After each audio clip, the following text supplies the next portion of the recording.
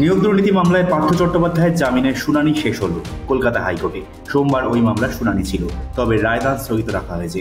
আইনজীবীদের একাংশ মনে করছে পুজোর পর এই মামলাটির রায়দান হতে পারে। সোমবার বিচারপতি অরিজিৎ বন্দ্যোপাধ্যায় বিচারপতি অপূর্ব সিংহের এজলাসে মামলাটি শুনানি হয়। শুধু পার্থ চট্টোপাধ্যায় নয়, নিয়োগ দুর্নীতি মামলায় অন্যতম অভিযুক্ত সুবীরেশ ভট্টাচার্য ও কল্যাণময় গঙ্গোপাধ্যায়েরও শুনানি ছিল সোমবার। সেই শুনানিও শেষ হয়েছে, কিন্তু কোনো রায়দান হয়নি। পুজোর জন্য ষষ্ঠী থেকে ছুটি শুরু হচ্ছে কলকাতা হাইকোর্টে, সেই কারণে বন্ধ থাকবে আদালত। ফলে এখন আর রায়দানের সম্ভাবনা নেই। পুজোর পরেই হবে রায়দান।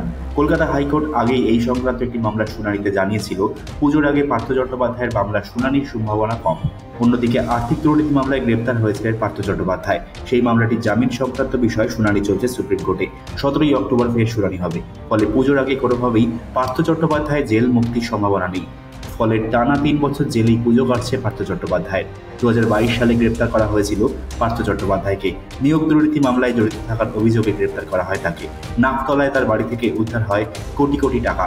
একই সঙ্গে গ্রেপ্তার করা হয়েছিল তার বান্ধবী অর্পিতা মুখোপাধ্যায়কে। তার ফ্ল্যাট থেকে উদ্ধার করা হয় প্রায় 21 কোটি 90 লাখ টাকা।